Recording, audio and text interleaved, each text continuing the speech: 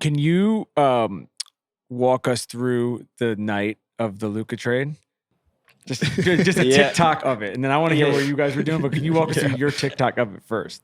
Yeah, so it was Saturday night, right after the Knicks-Lakers game in New York, and the Lakers won, big win for the Lakers, and I was just really preparing for my flight to Bristol the next morning because it was a big trade deadline week, and obviously the De'Aaron Fox trade was heavy on my mind. Jimmy Butler getting traded was heavy on my mind, and I was just preparing and getting myself ready for this flight in the morning, and it was about 11:05 when I got, this is what I call in MySpace a tip. You get tipped off on something. About 11:05, I got tipped off that there's something going on with the Lakers and Mavericks. And what's funny is a few days prior, Wednesday, I had heard that the Lakers and Mavs were talking about a trade, about a specific player. That player was not involved in the ultimate deal. It was clearly a great smokescreen. But I heard that there was conversations about a player. And so I dug on it. It was like, no, there's nothing going on there. I'm like, all right, it's probably just, going into the trade deadline, for me, what I don't like to track is dead ends. And waste of time. Waste of time. Yeah, I don't want to waste my time. I want to just track the things I really have to put my mind to. So I felt like that was a dead end. I got told there's nothing going on. Cool, I move on. So that's where my mind went to. I'm like, oh, this is probably what this is. So you hear about one player. Obviously, wasn't Luka or AD. You hear about this player getting traded here. I'm like, okay, interesting. And I'm digging more and more. By person 2-3, I hear, Hood Schifino's going to Utah. It's a 3-team trade. Markieff Morris going to the Lakers too, and Maxi Kleber. And I'm like, I'm picking all these pieces apart, and I'm like, what's the trade? Like, what is going on here? And by the time I got to the fourth and fifth person, I got all the details of the trade, made one more call. I'm like, I didn't even say on that call. I basically like, is this real? And the person's like, yeah, it's real. Oh, man. And obviously my hands were shaking. You had to make sure like every detail was right. You had to make sure there was no typo. And I just remember like my hands were trembling. I didn't have a graphic to go with it because it was so sudden. Like you don't even have time to prep for it. It's not like you make a Luka Doncic graphic beforehand. You don't even know. And so by the time I heard about it to the time I put it out, probably 5 to 7 minutes went by. 5 confirmed sources on it, and then after that, my phone was a mess. I had up to like 300 text messages. I was gonna say, who'd you answer? I answered 5 people on phone calls. Text, I couldn't because it was just too many. Literally up to 300 messages, and everyone with the same message. Did you get hacked? Did you get hacked? Mm-hmm. Check your phone. You got hacked. Like everyone had the same response. Like people were like, "Are you okay? Did something happen? Who took your phone?" Because everyone knows. I mean, I have my phone on me all the time. The no graphic part is probably why most people thought you were hacked. Because usually there's a graphic with these trades. Someone's like, post a video of yourself. I think to make sure that was my tweet. Alive. That was my tweet. Yeah, like I got so many crazy text messages. Insane, man. And I responded to like 5 people on calls.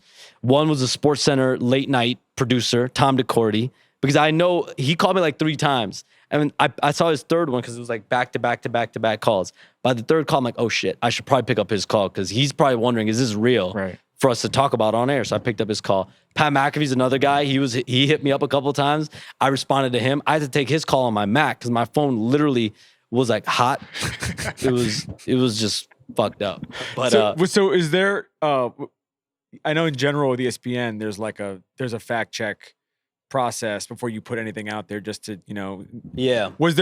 Did the fact checkers, were they like, are you like with something like this? And I want to get your guys' perspective about where you were, but like with something like this, it's so crazy that it comes so out of nowhere that it almost feels like a thing that like even an objective fact checker is kind of like. I think people even to that point, like internally, were like, what? But yeah, I mean, the right people that needed to know that it was verified knew it was verified. But I mean, I'm sure they were still like, wow, it's epic. Yeah. I was sitting in Discord with the guys. We had just watched the game that he referred to. And my boy Mike, he's a Lakers fan. And I think he's streaming on Twitch. Like he's playing some horror game.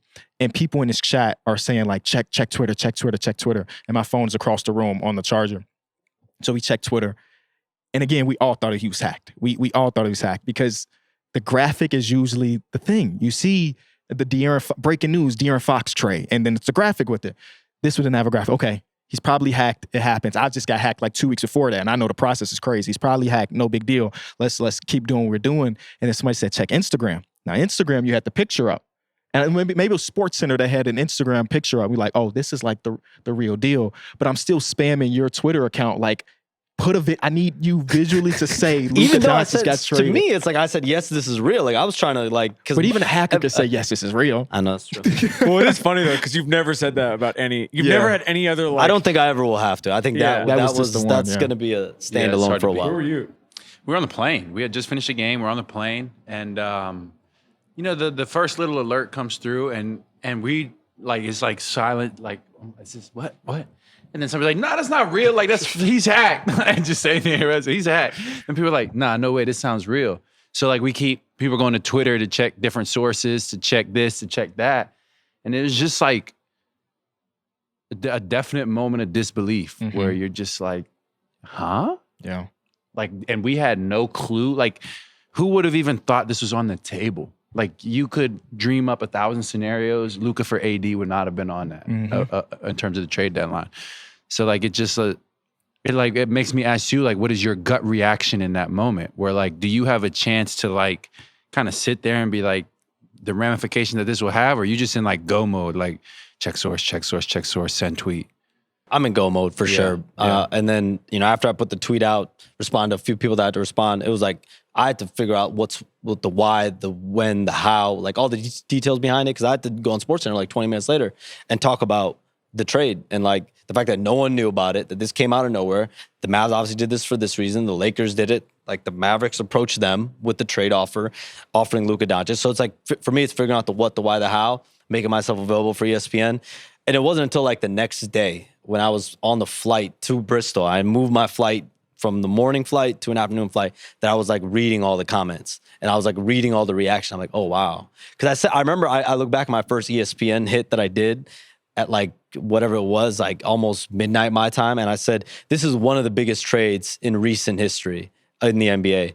And I was looking at the reaction. I'm like, this is the biggest trade in recent history. I don't know why I said one of. I think I was still trying to process in the moment. Like you don't have time though. You got to get to work. No time. Yeah.